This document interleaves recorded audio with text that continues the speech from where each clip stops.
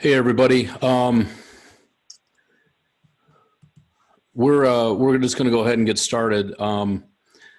There has been a lot of changes in the PPP world in the last week, and the changes are literally coming out daily, and it's just been impossible for people to keep track of and keep in touch with. So I thought that we would have a conversation about what the changes are, what they mean, and what we're learning as we go. So there's two big changes in the PPP program that have come up. Some guidance from the SBA and also some guidance from the IRS. So I'm going to start with the IRS first.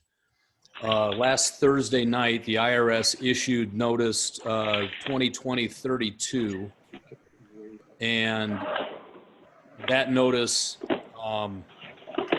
basically said that, well, we got a lot of folks adding in here. Hold on.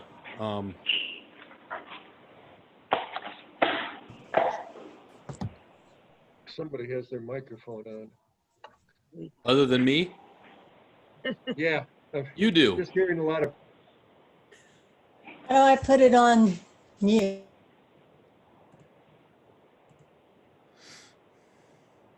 There, I think I muted everybody. All right. We'll get going again here. We just had a bunch of people join us. So there's been a lot of changes in the PPP program, and I know a lot of my clients and a lot of my friends across the country have applied for these funds. And so I've been keeping in touch or, up to date with all this stuff. And there's been two big changes. So the first change was last Thursday night. About 7 o'clock Thursday night, the IRS issued notice 2020-32. And let me just tell you that my blood pressure was elevated, my pulse was elevated, and I did not sleep Thursday night because I was pissed. And what the IRS has done is they basically said all the expenses that you use PPP money for are not deductible on your tax return for the 2020 year. Which essentially means that these funds that you are receiving that in the statute say are not subject to taxation if forgiven have now become taxable.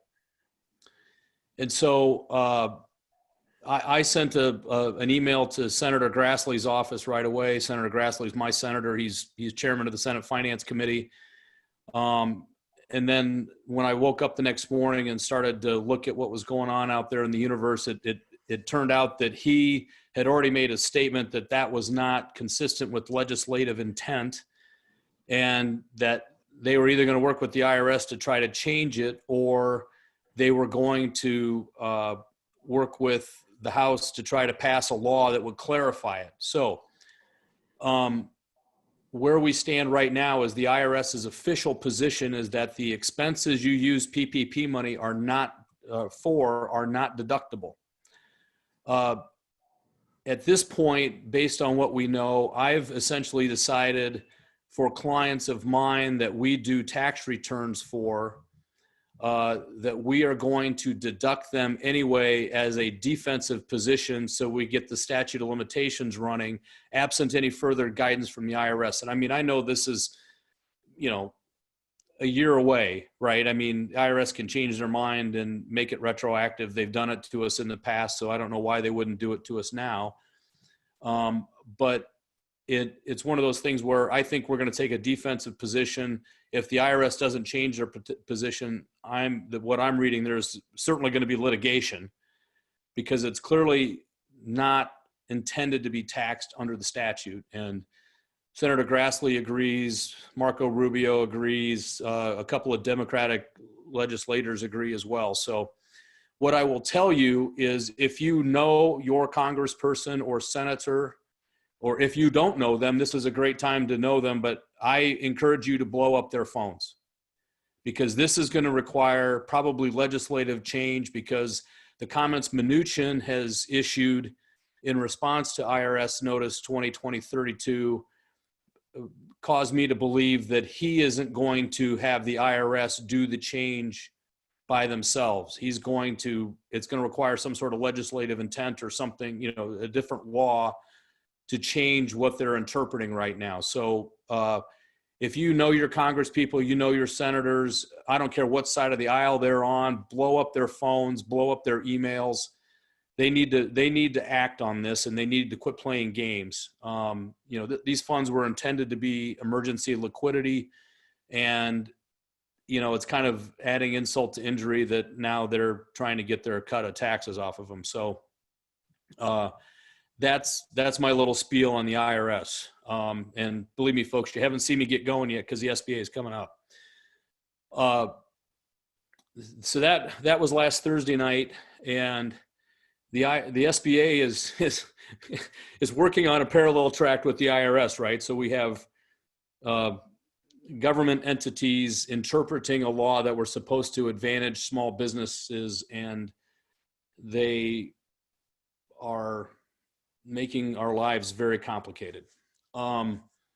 So what the SBA has been doing is issuing proposed regulations or rules for the PPP program. And right now they're on the issuance side.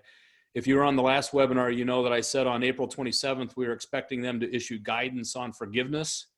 Well, they haven't done that yet because they're still focused on who got the money and what they're doing with it. And they have sent an absolute panic through the legal world. I was on a webinar yesterday for an hour and a half with people from across the country, and I have never heard this group of attorneys that I engage with be so alarmist, and it's scary.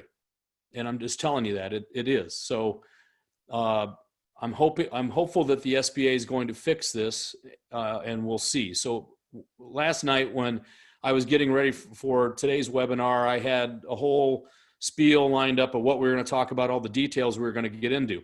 Overnight, the SBA extended a due date. So there was a deadline of this Thursday, which would be tomorrow, to return your money if you did not actually need it. And if you returned it by tomorrow, you would not be criminally prosecuted if you lied on your certification about your need. That's where we're at with the SBA. I mean, they took all this stuff where the big companies that didn't need the money and have access to capital markets, and they applied it to little companies. But overnight, the SBA issued guidance that says, okay, the May 7th deadline is now pushed to May 14th, and we're going to issue additional guidance because they've created a ton of confusion. So let me go through the confusion just briefly, but just know that I'm very hopeful that they will change this. So if you think back to when the first CARES money came out, and then they they had to repopulate the pool of resources available for the CARES money. The first tranche, large companies that are publicly traded with less than 500 employees were able to get PPP money. And that infuriated a lot of people. It wasn't what they intended. It wasn't a small business. You're a publicly traded company. You have access to capital markets and liquidity and stuff like that. And so that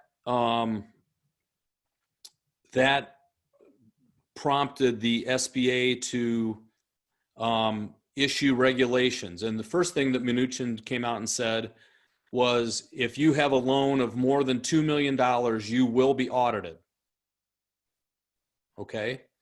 So $2 million is a pretty big number. I don't know that I only know of a couple non-clients, but colleagues of mine whose businesses qualified for more than that.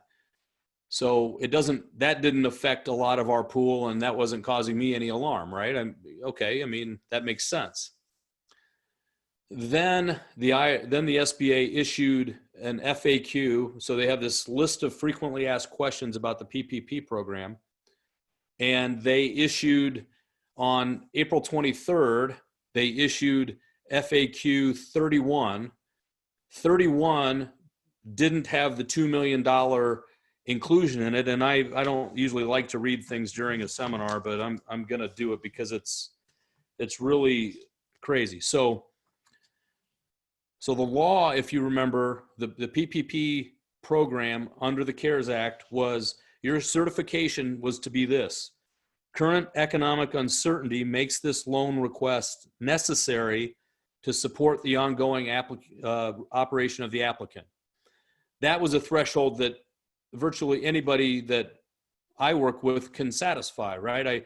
I have doctors and dentists and chiropractors and physical therapists and financial planners, and the first group of people can't meet patients, and the second group of people have had a 28% decline in the market, and they can't meet with clients generally to sell them insurance, annuities, and other products. So there's a lot of uncertainty in your guys' business. So I was absolutely fine with that, and there wasn't any documentation requirement. Now what FAQ 31, it's FAQ 31, I'm not going to read the whole thing to you. It's incredibly lengthy, but FAQ 31 changed the standard. It said, before submitting a PPP application, all borrowers should review carefully the required certification that we just read. They must make this certification in good faith, taking into account their current business activity and their ability to access other sources of liquidity sufficient to support their ongoing operations in a manner that is not significantly detrimental to the business. For example, it is unlikely a public company with a substantial market value and access to capital markets will be able to make the required certification in good faith. And the company should be prepared to demonstrate to the SBA upon request the basis for certification. So they clearly added a need component and evaluate your current resources a component to this, which I think most of you have done in your mind. Okay, we got this, and this is what we expect to happen. We're going to need these resources. So that seemed to apply to the publicly traded companies. Again, it didn't cause folks like me a significant amount of alarm because I don't work with those kind of companies. And then on April 28th, the SBA dropped the bombshell, so to speak. In response to FAQ 37, the question is, do businesses owned by private companies with adequate sources of liquidity to support the business's ongoing operations qualify for a PPP loan? So it took the fact scenario expressed in 31, applied it to private companies. The IRS's response to that FAQ is identical to 31. So what the SBA has apparently done has changed the economic uncertainty makes this loan request necessary to now making the word necessary equal need. And that's not what the statute says.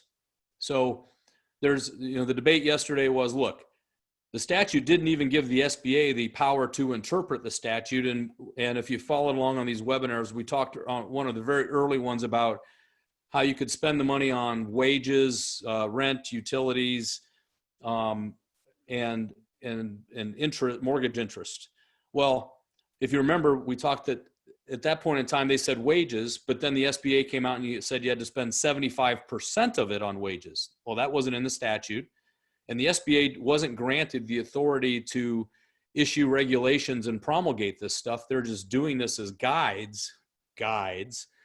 And it's you guys don't want to know the amount of Tylenol I'm consuming right now. It's not good.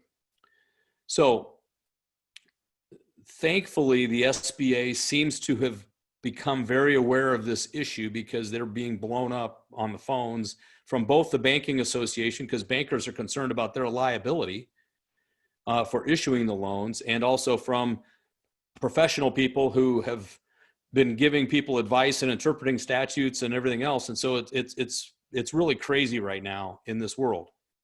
So where are we at right now, and what does this mean for everybody that's gotten a loan or still working on the paperwork to get the loan? And I will tell you that there will not be any additional funding for the PPP program. So if you've got an application in and you haven't gotten funded yet, They still have money. They haven't closed it down yet, but there will not be more. So if you've waited, now's the time to go, to submit your application. Where are we at now in terms of documentation in the PPP process? The best advice that I can give, and I'm going to have to refer to a list because there's a lot of stuff going on. Let me tell you why I'm so anxious, right? The penalty for making this false claim act could be a fine of up to $1 million and 30 years in jail. So somebody that didn't complete the application and make the good faith certification accurately has a really, really substantial penalty they could be looking at. That's why they gave this grace period for return of the money till May 7th, and then you would be deemed not to have violated the law. So where do I think this is going to go? I think the SBA is going to give us guidance that is going to exempt a certain threshold of loans. I know the Independent Bankers Association has suggested to the SBA that they make that threshold $1 million. Mnuchin has already said on record that people that got a $2 million loan are going to get audited. So I would assume if you got $2 million, you just better be ready for an audit, and you should do all sorts of cash flow projections and everything else that show why you needed the money. And I would expect that your revenues have declined significantly if you got that much money and you're trying to support that, right? I mean, your business had to have been adversely affected to support that sort of thing. And it's really an unfair thing that the SBA is doing because, the program opened up April 4th or 5th, and we didn't know how long this thing was going. I mean, we still don't know how long it's going. Some of you are still in lockdown. Some of you aren't able to open your businesses normally. I mean, I'm still in a county in Iowa that because of meatpacking plants and things like that, our numbers are still going up, but that's because they're testing a lot more people because, we're where all the meat processing plants are shutting down. So you can thank us for your beef prices being inflated and your inability to get a lot of meat. But it's really kind of an unfair thing that you took the money and now a month later, after you've already spent some of it, they're telling you now that you had to have done something completely different. So what I have is just some general common sense rules of thumb that I'm going to follow and I took PPP money as well, right?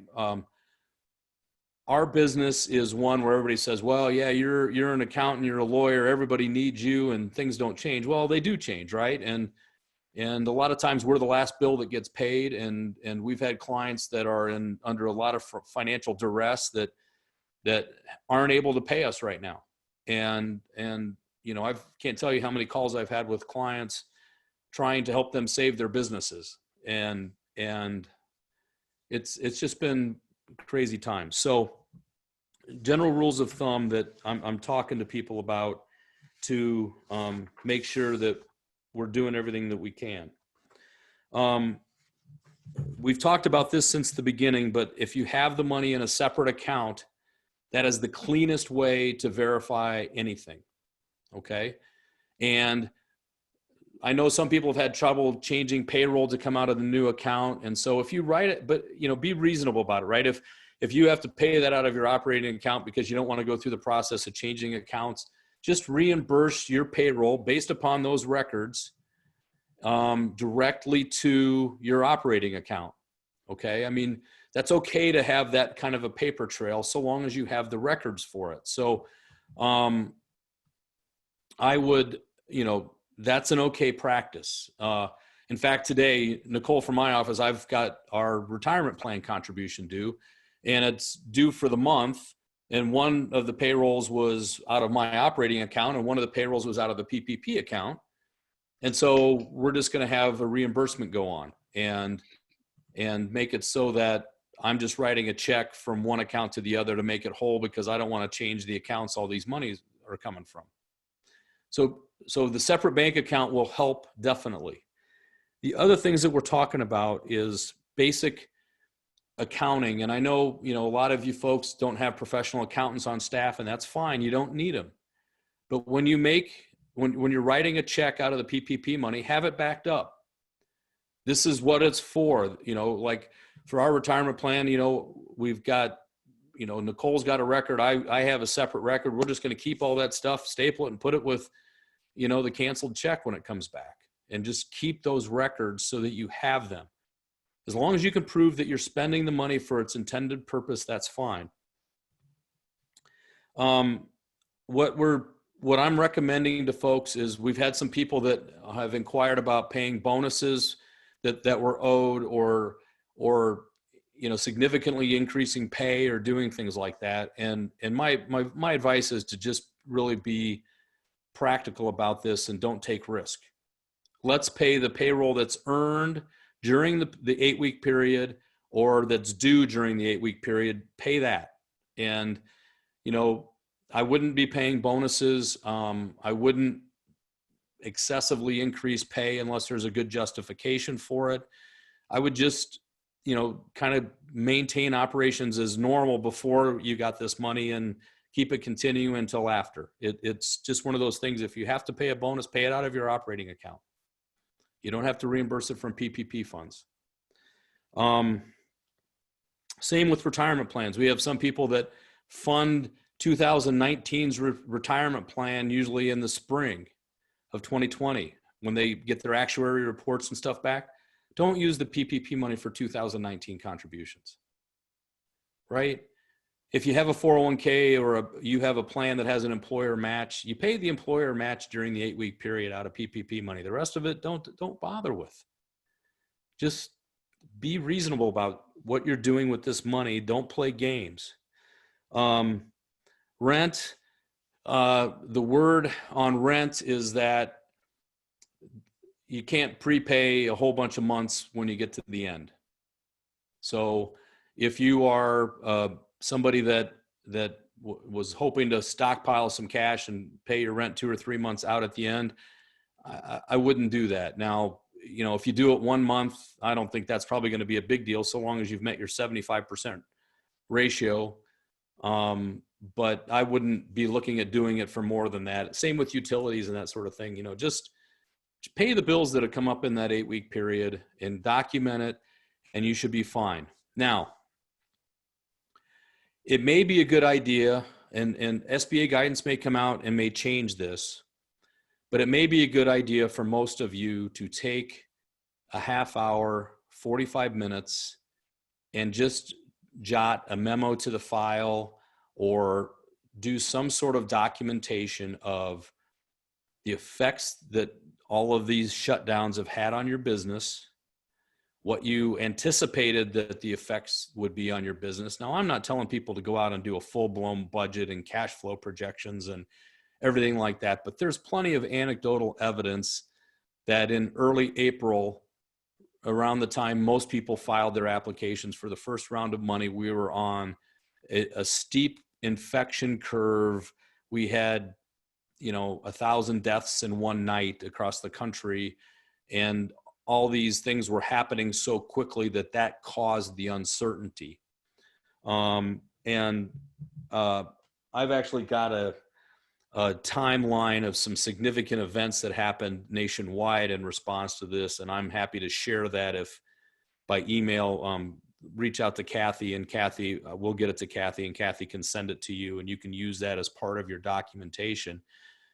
But just be reasonable, just write down why you think it's important to apply for this money, and how it's going to help the business sustain operations. And remember, it's called the Paycheck Protection Program.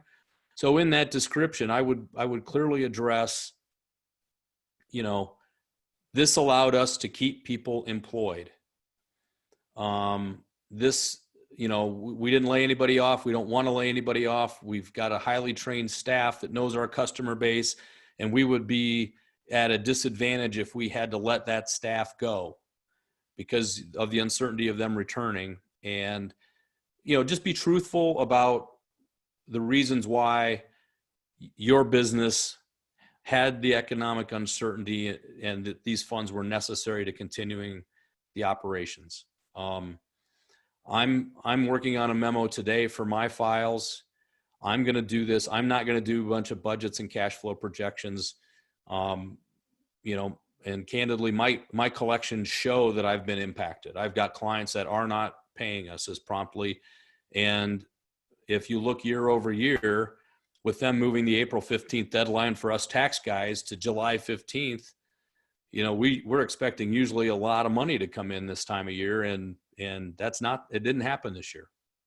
People are pushing out when they get us their tax materials. We're getting stuff done. We're still working, but not under the same pressure that we normally would on April 15th.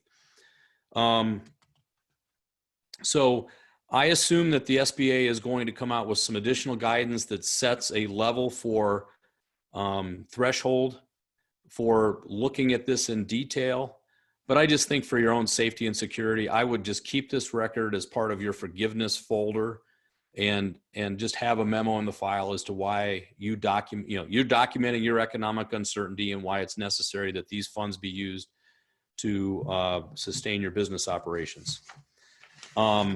We will have another one of these next week as soon as we get word from the SBA on what's going on, so we can provide everybody with the most up-to-date information on what the SBA is requiring and if, the thresholds that it applies to you. And we're still hoping for forgiveness information. A couple of questions have come up from clients and they seem to be getting asked routinely, so I thought I'd just address them on this. So again, the clarity on forgiveness that we expected April 27th has not been issued. We haven't even seen a sniff of it, and it's because they're putting all the resources towards this. The things to pay, that you can pay with the PPP money. Cell phones are a question that comes up frequently. I'm advising people not to pay cell phones. You can pay your office phones and internet, but I'm advising people against the cell phones, and that's primarily because I know a lot of you have non-employees on the cell phone plan. And I don't know what the business justification for that is for purposes of the PPP loan. So I'm like, one set of phones is enough. Your internet is enough, gas and electric. I don't consider garbage removal utilities, so I wouldn't pay that out of those funds either. But, I would be smart about that. There was one other area that we wanted to kind of address. And then if there's any questions, I'll look at that here in a minute.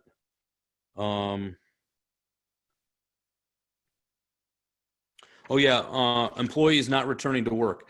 The SBA has issued guidance through FAQ 40 that says if you have offered, so if you haven't had employees that you laid off, but you wanted to bring them back, but they refused to come back to work, whatever their motivations, unemployment's good, they're scared of getting sick, you aren't able to provide, whatever it is, right? I mean, in Iowa, we've already had the Iowa workforce development people say that if you have been offered to come back and work and choose not to, regardless of the reason, they're cutting off your unemployment. But there's still going to be some people who try to, get through the system maybe this way. If you have an employee that refuses to come back to work, it will not adversely affect your forgiveness formula, provided you've done two things. You have to make a good faith written offer to the employee to return. So that means, you can't, cut their pay, it's just good faith. You're bringing them back on the same terms they were employed before. And that needs to be in writing. But an email will suffice. And the employee's rejection has to be documented somehow. So if they send you a text message, if they email you, or if they call you, you need to make a record of the call. I got a call from so-and-so on this time and they refused to come back to work. And put it in a file and save it. And that won't affect your ability to have funds related to that employee count. That won't cause you to be adversely impacted on the forgiveness side. Okay. The, let's see, I'm just going through my notes because this stuff is literally changing daily at this point, and I just don't want to miss anything that would be important to you. Are there any questions? I haven't seen any. Chat. Yep, there's some questions. Okay. I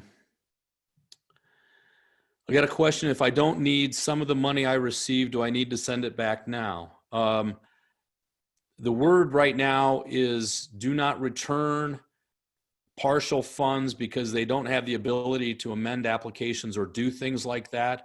That would probably be an amount that is not forgivable, that would convert into a normal loan that you can repay once we've got the forgiveness things worked out, and we know exactly what that procedure looks like, and we don't have any idea at this point in time what that procedure looks like. So if you got a little bit more money than you can actually spend, just hold on to it. Don't spend it on unallowable expenses. I would just keep it in that separate PPP account, segmented, and then when your forgiveness is granted, you can just pay back the money that didn't get forgiven and be done with it. Health insurance costs. If it is an employer health insurance plan for your employees, including the business owners who are employees, then yes, you can cover those under the payroll costs. Oh, Lori, don't ask me that question. How do you define need? Well, if we would have not gotten the SBA guidance overnight, right?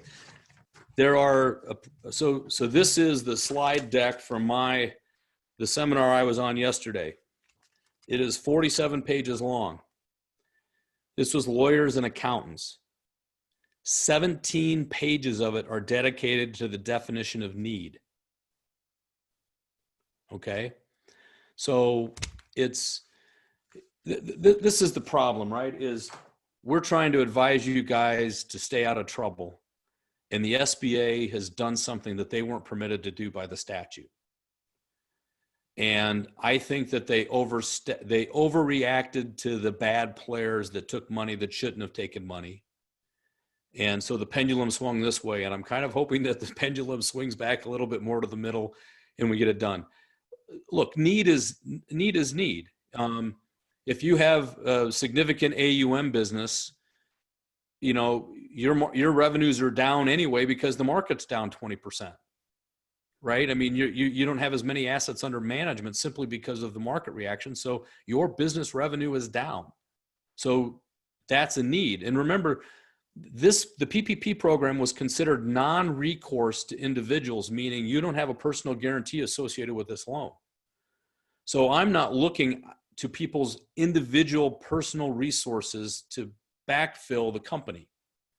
So this is the company. Now, I have a dear friend of mine who works with an organization that had a significant cash reserve, and they took PPP money. And that's different than somebody that might have some money sitting in a bank account in their name personally, putting it back into the company. They aren't looking at that sort of liquidity issues. They're looking at the resources of the company. And so, if you got $1 million sitting in a money market account in your business name, then yeah, maybe you didn't need a $75,000 loan, right? I mean, do the math, but your business may not be affected for 2 or 3 months. There's some businesses where there's a real lag. I mean, the medical practices, I don't even know how those guys are dealing with it. All right. They went from, we're flattening the curve to take the pressure off the healthcare industry, to now the healthcare industry is being furloughed and they aren't working because the hospitals haven't filled up and don't have the demand. And so I would say, for the loan range approximately that everybody on this call is on right now, I'm not too worried about the need, because I think that the need is justified. I think everybody's revenues are going to have declined. I think there's going to be, there's going to be some depressed numbers, and I think we'll be okay. But need is where all the the ambiguity comes in, and that's where the fight starts. And I mean, if this doesn't get fixed, this is going to be a lawsuit, because there's going to be trade groups that just aren't going to put up with this, and they're going to sue. So it's going to get ugly if this doesn't get fixed. So I know that's not an answer, but it's an answer. So as monies received are going to be taxable. The loan is not taxable. The loan forgiveness is not taxable, but they aren't going to let you to deduct the expenses that you paid with the PPP money. But, you know, Lori, we do your taxes, you and Ken's taxes. So we're going to take a defensive position on the tax return, and we're going to deduct the expenses and let the statute of limitations run. If we get audited, we get audited, but hopefully the mess will be fixed long before then. So that's kind of the way we're doing that. Dental insurance is considered health insurance as long as it's an employer like group plan that is covered under payroll costs. Let's see, our last payroll cycle falls 1 to 2 days outside of the 8-week forgiveness period. Okay to pay employees a couple days early to get that payroll included? Absolutely, because the payroll is earned during that cycle. So if you have to push up a payroll a couple days to get it to fit in the 8-week trap, I don't see a problem with that at all. Hey, Scott, 401k company matches are absolutely an allowable use of the loan, and they are eligible for forgiveness, including the match to the owner employee as well. So if you have a 401k plan or a simple IRA plan that's matching employee contributions, that is a payroll cost that's allowable with PPP money, and it's eligible for forgiveness. So great questions, guys. All right, we kind of blew through information, and honestly, if the SBA wouldn't have come out with their guidance overnight, this would have been a long call, and we would add a lot more questions. I'm hoping that next week they provide us with a little bit of clarity and relief, and leave the small business owners alone and go after the big boys with respect to their audits. Because I mean, I've been through a lot of IRS audits. I can't imagine what an SBA audit would be like. I don't even know. But I don't know that I want to go there, and I don't know that I want to wish it on anybody. So if there aren't any other questions, I'll let everybody go. We will have another one next week to talk about this new guidance that's going to come out from the SBA about the need versus necessary debate, where they fall on that, and what's going to happen. We will have it before May 14th, which is a safe harbor date to return funds. And if we get forgiveness guidance, we will also talk about that. And if we hear anything more about the IRS notice 2020-32, we'll let you know about that. But please, and I'm not exaggerating this, blow your congressperson's phones up, blow your senators' phones up. The IRS is wrong. I mean, I can get my wife down here and she can tell you that I was pacing the house and furious that night when it came out. And anybody that would listen to me, I'm like, this is not consistent with congressional intent. This is what was not intended. I can't believe they did this. And so bug them. If you don't know your congressperson, you don't know your senator, this is a great time to get to know them. And I know you won't get through to them unless you're a donor, but bug the staff. They log all those calls. They know what's going on. Put pressure on them to fix this. This is a call to action for you guys, right? You're sitting around, you don't have much to do. Burn the phones up and let's get this fixed so that we have a lot of certainty, because otherwise we're going to be, deducting expenses that might get thrown back in our faces in a few years if we get audited, and we might be inviting an audit.